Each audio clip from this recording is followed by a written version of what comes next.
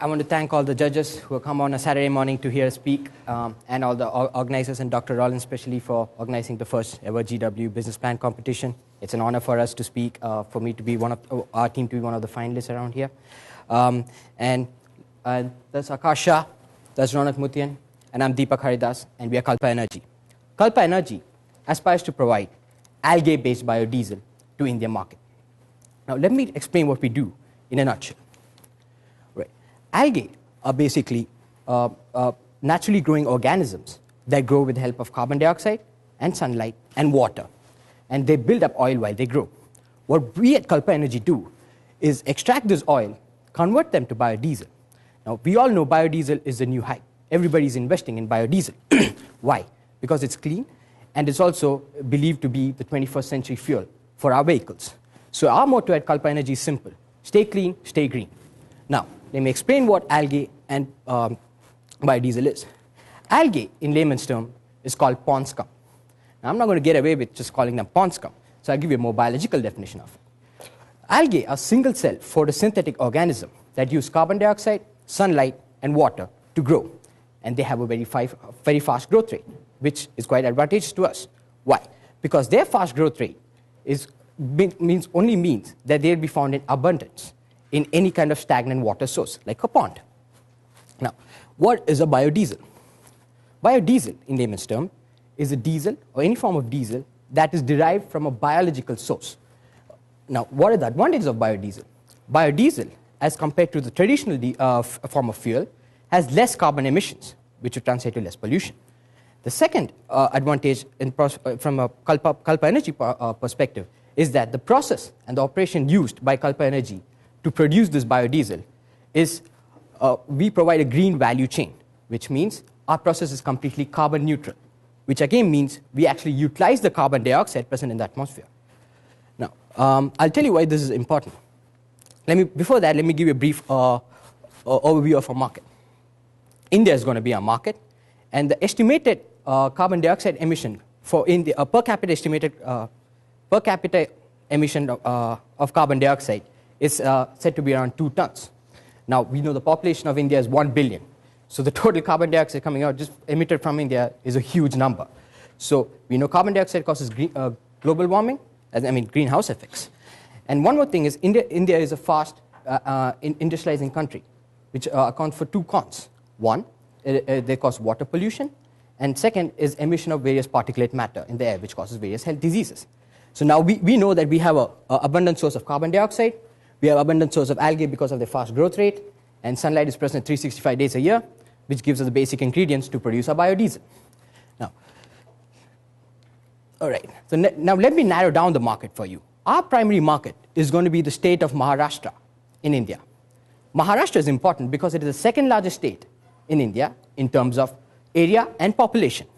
Now, the average diesel consumption for the state of Maharashtra is estimated to be around 27.42 million barrels of diesel per year. 2 years back, the Supreme Court of India came up with a regulation that all the diesel should be blended with at least 10% biodiesel. So now we got a biodiesel market narrowed down. That is a mammoth 2.74 million barrels of biodiesel per year. Now, how do we capture this huge market? Well, I would like to call the part how we're going to capture this market as a road to a commercialization. Before I get into that, we have currently designed our bioreactor, and which is modular and also scalable, and we'll be applying for a provisional patent within the next few months. Now, back to our road to commercialization. So how are we going to capture this market again? Well, the capturing of the market is basically divided into 3 phases. Phase 1. This phase is where we develop a laboratory scale our unique photobioreactor, and here is where we test for algal strains to get maximum efficiency out of them. The estimated completion is said to take around 8 months. The second phase is a pilot study. Our pilot study is where we build an industrial scale bioreactor and test our product, that is a biodiesel, whether it meets the government regulated standards. And this is estimated to take around 9 to 24 months. The third phase is where we go for full-scale commercial production. This is where we buy 10 acres of land, equip each acre with a 100 photobioreactor, start commercial production of a biodiesel, and start selling our biodiesel to various government subsidiaries. This time required to complete commercial production, complete this phase, is said to be around 25 to 48 months. Now, let me explain how we are going to convert this, how we are going to extract biodiesel from algae. Well, the first stage is where we grow algae in an incubation tank. In the incubation tank, we basically put the algae in the incubation tank, provide sunlight, water, carbon dioxide, and essential minerals so that the algae can grow up to a critical mass. Once the algae has grown up to its critical mass, we take this algae and pass it into a unique photobioreactor, and we circulate the algae. Here what happens is the algae builds up the oil within itself. And once the algae has built up the oil within itself, we take out the algae culture and pass for ultrasonic fracturing. Ultrasonic fracturing is basically a method where we use ultrasound to break the cell walls of the algae so that it can release the oil out of it. After this, we take the whole complex and pass it for mechanical extraction. Mechanical extraction is nothing but a simple process where we press the complex so we get two products. One is a solid-based product, which is rich in nutrients and minerals, that is known as algae cake. The second is a liquid-based product, which is nothing but a crude algal oil. This algal oil is then refined to form a biodiesel. How do we do the refining process? Well, the process is called transesterification. Breaking it down in simple terms, it's just addition of methanol to a green crude algal oil to produce biodiesel. This biodiesel is sold to different government subsidiaries so that they can blend with other forms of diesel, and they'll take care of the distribution responsibilities. One advantage of the biodiesel is the fact that it can be used in its raw form in our engines, the engines of our vehicles that are running today. The engines do not have to be configured to any kind of extent. Now I'm going to hand over the presentation to Ronak Mutian so that he can walk you through the business and marketing. Thank you, Deepak. So we heard about the wonderful technology we're going to be presenting. What's the business prospect for all of this? So what business model is Kalpa Energy going to employ? As we all know, the Indian market for biodiesel is regulated by the government. That is, sale and distribution of biodiesel is done completely by the government. So for any sale that biodiesel we do, we have to approach the government. And also major power plants in India are owned by the government of India. So for carbon dioxide, we have to approach them. So our model is going to be the government relationship-based strategy. As a byproduct of biodiesel, we get the algal cake, what is the solid waste, and this algal cake has a rich organic content and has a high rate of nitrogen and phosphorus, which is very essential and beneficial for farmers in rural India, and also is a good feedstock for fisheries. The third and the critical phase is the carbon dioxide which are going to be taking from these large power plants or these large cement industries are going to be traded in the commodity exchange markets in India. India forms under the Kyoto Protocol's framework for climate change, and we get some revenues from this too. Now looking at the revenue model. Today we all know it's very difficult for any biodiesel or any alternative fuel company to challenge the traditional fuels in terms of prices. Just to negate this effect for us, we have three revenue models, the primary and the major being sale of biodiesel, which accounts to around 82% of our revenues. Also, around 11% of our revenues will be coming from trading of carbon dioxide, and 7% will be coming from sale of algal cake in the local Indian market. Now, that is the business model. Let's look at the marketing and sales mix, what we are going to follow. As I just mentioned, the marketing of our company is going to be to the government-owned subsidiaries and large private players. For this, we're going to be employing three major tools of marketing.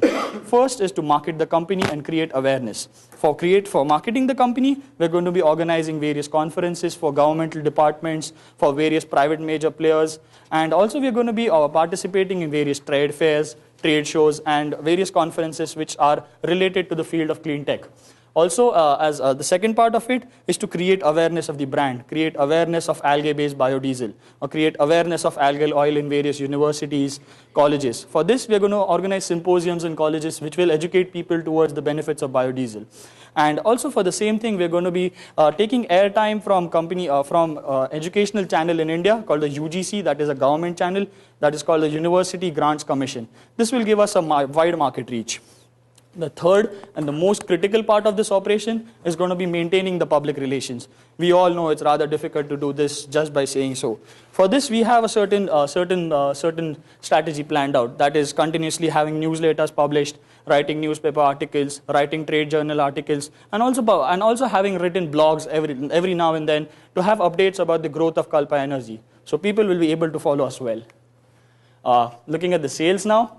As Deepak mentioned, our initial focus is going to be on the state of Maharashtra. So the state of Maharashtra has a humongous need. It is around 2.74 million barrels per year. And we are going to be tapping around 1% of the market in the first year of commercial production. That is around 20,000 barrels. That's a huge number. And subsequently, in the years to come, through the plant scale modifications, we will be going from 1 to 3% in the subsequent years. That is probably by the 5th year of production. Now, looking at the competition, we have categorized the competition into two broad categories, that is direct competition and indirect competition. Our direct competition is going to be from the locally grown seeds called Jatropha curcuas. These seeds are Indian seeds, which are oil blending seeds, but which have a rather low yield. Studies has been done and the results are rather poor, which give us yield of around 32 barrels per acre per year, in comparison to our technology, which gives a yield of around 2,000 barrels per acre per year. Also, we have competition from other feedstocks, smaller feedstocks such as palm oil, sugarcane, and etc., which are rather marginal and are not able to satisfy the Indian market demand. Now, looking at the indirect competitors, we know that today it's a global environment, and for any company to migrate from one physical location to other, it's possible. So we are in cognizance with companies that are doing the similar technologies in the United States. Companies such as Greenfield Technologies and Solzyme are currently working on such substances called algae-based biodiesel. But we will be strengthening and safeguarding our position in India by maintaining our Cree government contacts and having strategic relations with our buyers. Also, as a competition, we consider crude oil to be our competition. But we are safeguarding ourselves because the government mandates are for us. It's a fixed price quote, it's reliable, and it's clean and green. So this is the way we're going to safeguard ourselves against crude oil. Now, looking at the management team. The management team is made up of the three people who are standing here. We form the core team, and then we have the board of advisors. For the core management team, I'll be looking after the day-to-day operations of the company and majorly looking at the investor relations and the government relationships for the company. As a background, I have internship background in India in working with key governmental departments such as Ministry of Renewable Energy, Ministry of Defense, and Ministry of Railways. These are the three big industries in India which procure biodiesel or which promote sale of renewable energy. Also, as a research background, I have background in the field of power generation, and I'm currently pursuing my master's degree in electrical engineering with a specialized focus on renewable power energy. The main person of the team is going to be Akash. He's going to be looking after the scientific operations of the company. He's the person who has designed the bioreactor. He's the person who has instilled the thought of algae-based biodiesel to Kalpa Energy. And as a research background, Akash has research interests in the field of neural sciences and has done a graduate coursework study on algae-based biodiesel for his master's course. Thirdly, Deepak will be looking after the operations of the company and will be mainly handling the day-to-day operations and design and operations of the photobioreactor. Deepak has 6 years of experience in the field of biotech engineering. He has an undergraduate coursework in which he specialized in operations and maintenance of bioreactors. To add all of this, we have a board of advisors in which we have a financial energy advisor in India who has 6 years of banking experience, investment banking experience, which is rather valuable to us. Also, we have a board of advisor who is basically super specialist in the field of keen technology and helps us deal with governmental contacts in getting incentives for the same product. Looking at the financials, this is what it's all about. So our financials are basically categorized in the same way as we categorized our commercialization phases. There are going to be 3 phases: bioreactor development. This phase is going to be the first and the major phase for the company. For this phase, we have pooled in around $100,000, including the money I am considering we're going to be getting from this competition. So this money is majorly going to be utilized for making our company go to the Series A round of funding. This funding is going to be rather critical and is going to be the tune of $520,000, which will be utilized for development of the bioreactor, the prototype, and studying of various local algae strands in the Indian market. The second phase of funding is going to be for the pilot study. This funding is going to be at around $550,000 and will be basically utilized towards getting the industrial scale model for the bioreactor and also having a quality and quantitative assurance to meet to the governmental norms. These governmental norms are pretty critical for us, and so we have to have that study, which is critical when we go for commercial production.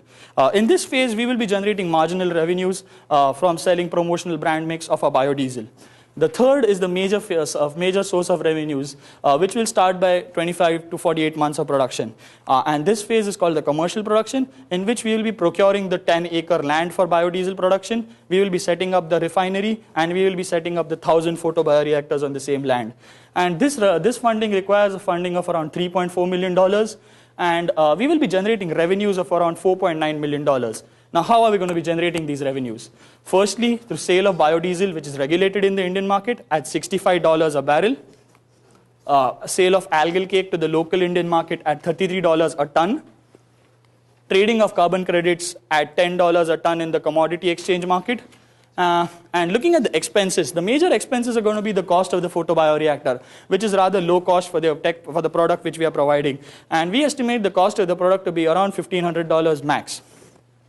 Also, we have to include the cost of biorefinery and the land procurement, which is rather expensive in India.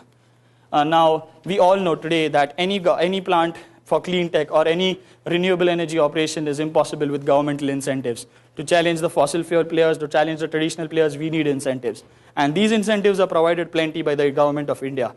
We get around 50% of the project cost for any biodiesel or bioenergy company in India. The central government has a mandate, and we will be the first ones to get this. Also, for looking at IREDA, this is a renewable energy development agency, which is sort of a finance corporation for any renewable energy operations, which funds loans of up to 70% of the project cost, the plant cost, and this involves at a rather low rate with a period of moratorium to be 2 years. These are the incentives which we get from the central government. As of the state government, we get some incentives, but we are not pretty sure on the terms, and we're still negotiating with them.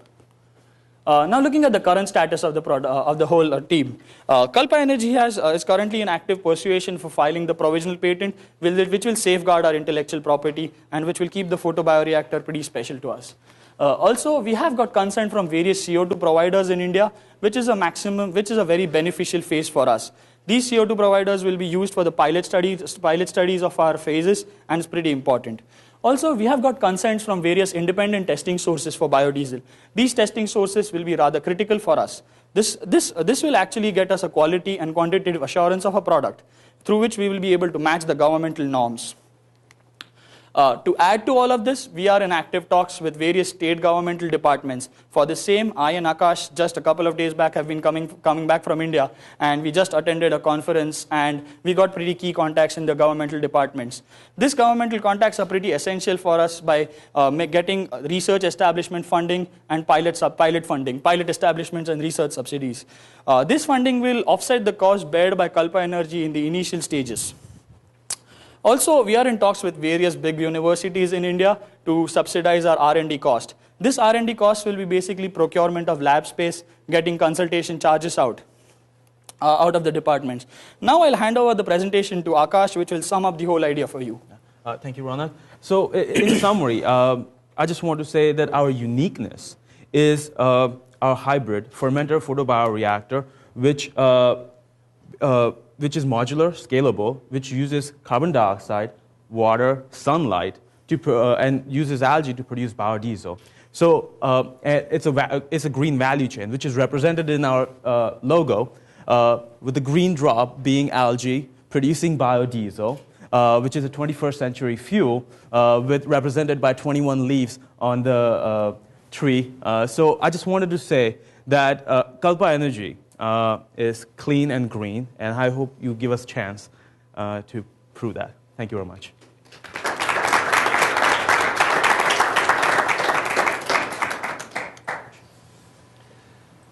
One question I have is, as you presented it, the government of India has government-owned companies that are producing biodiesel from these seeds that you described. It's not governmental of India.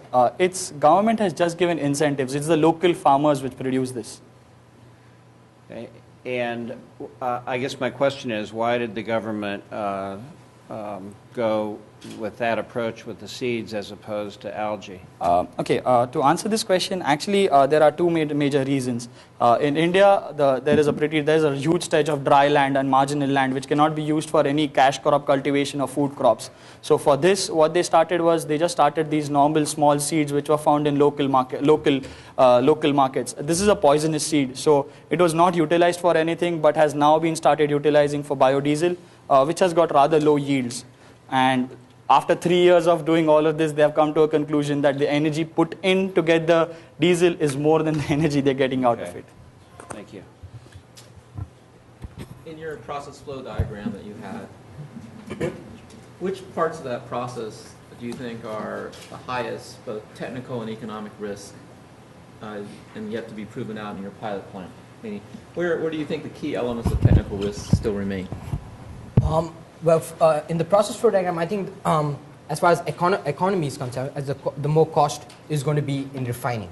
Mm-hmm. The refinery is going to take a lot of cost because, as mentioned by Ronak, our design for a unique photobioreactor it's pretty inexpensive as compared to the, other photobioreactors that are presently there in the market. And I believe so it's the last step. Is the last step, the last exactly. Step. In adding to that, I think so your question mentioned that what is the weakest link, I would say, that which still has to be proven, is just that we have right now design of a bioreactor that the first stage will be developing that bioreactor as a lab scale to prove that, definitely we can go forward. So in that regard, the proving the development is which still has to be proven is our bioreactor. Great presentation. I wanted to ask the point you brought up on the seeds.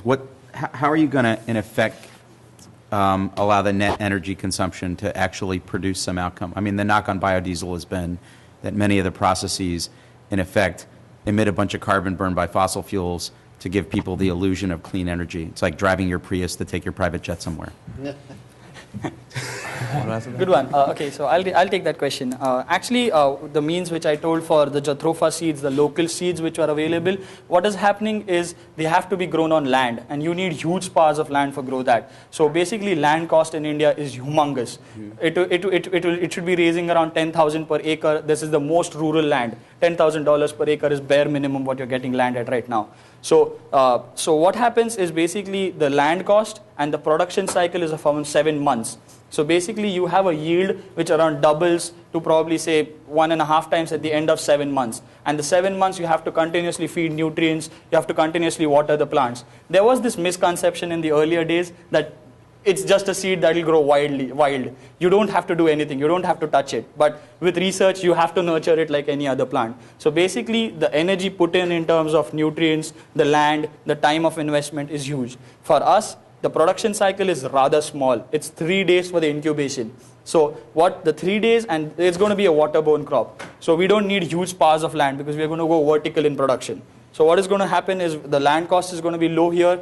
Similarly, so not the land cost low, but we'll be requiring lesser amount of land to produce that biodiesel, and we will be utilizing minerals from carbon dioxide, which is one of the major source, and also we are going to be taking wastewater, which will have some sort of nutrient value, add some nutrient value to the product. So in totality, if you can say, I can say that the energy put in is going to be waste energy which is not utilized, and the product which you're getting is constructive. And regarding biodiesel, I think so they'll let you know better about what exactly. Just to add to his, when we went to India, the main concern about Jatropha that we found was that since government put in so much incentive in it, that farmers started taking up. It's like, okay, so we are getting money out of this crop. And Jatropha used to grow along railroads track, just wild. Now, since farmers taking up Jatropha as a proper crop, they were replacing with the traditional wheat and other ones. So basically, the food versus fuel problem started coming up again. So that was the main problem. The government is like, okay, first of all, we are putting this much money, and we thought, under the impression, the government officials, particularly the railway secretary or the person that we met, he said that first we thought that, we'll just grow them at marginal lands and not worry about it. Just go at end of month and there will be some plant. We water it a little bit, it grows up, and not take care of it. But the scientists came in and it's like, no. It's still a plant. If you want a proper yield, you have to nurture it. You have to take care of it. So basically, what they were expecting is not there. And basically now farmers taking up and they are replacing the regular crop with the jatropha is potential to create food versus fuel problem again. We're shocked that the government has passed something that has unintended consequences. I mean, I can't believe that that's happened. I mean, that's probably the only time in history that that's ever taken place. I just want to ask the question one more time. When you run the reactors, they take energy to run. Yes. Where does that energy come from? Okay, now And how is and give me the net equation on the energy that you're actually producing, however you want to measure it, is greater than what you're going to actually consume. Because, I mean, in the end, that's, you know, you can call it green and you can make people think it's green, but if it's not really green, it's not going to make it. Okay. Let me tell you one thing. The energy equation that you are talking about, we haven't calculated it, so I can't tell you what exactly it is. Okay. What we are saying green-wise, what I'm saying is basically we are taking in carbon dioxide, and basically at the end, and it's carbon neutral in that regard. So the carbon will go out in the air, and I'm not going to lie about it. It's just that we are getting double hits. Basically, we are producing from that carbon, we are producing biodiesel as well as fertilizer. So it's just we are using that carbon more. So in that regards, like we are not saying that we are reducing carbon dioxide in the air, it's just that we are utilizing carbon dioxide properly and it's a carbon neutral process.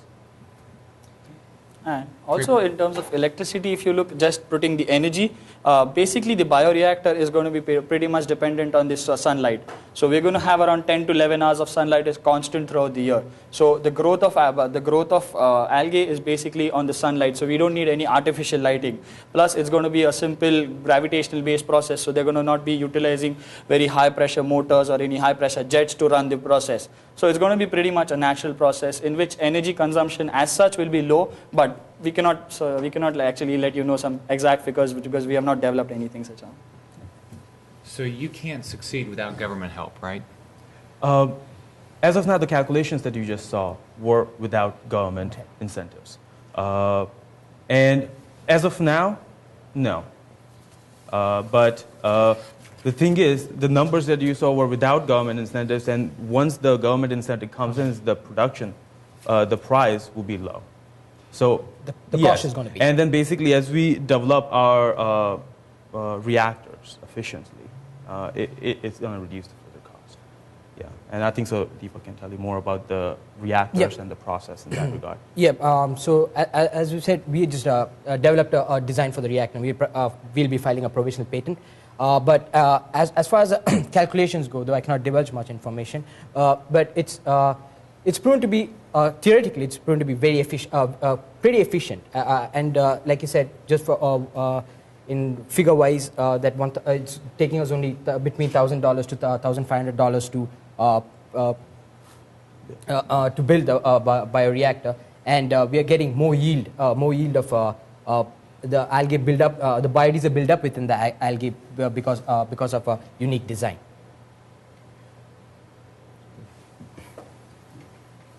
I just challenge you to put a bioreactor, a biodiesel generator on the site and have it generate more power than you ultimately need to actually run the site. Because if you can't net it out like that, I think you've got issues.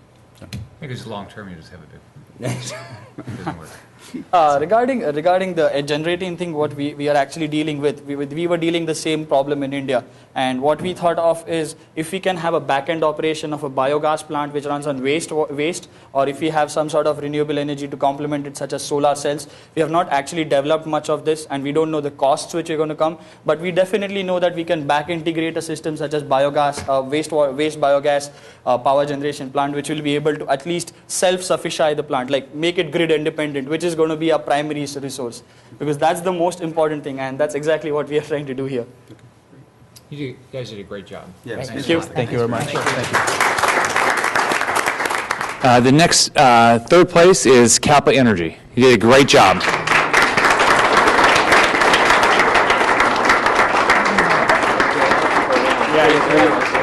So you can.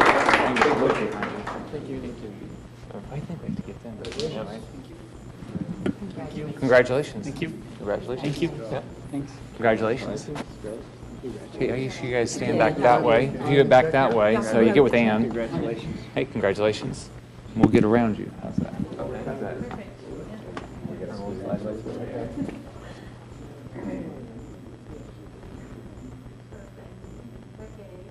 Big group, so let's get one more. Maybe the last one. Congratulations.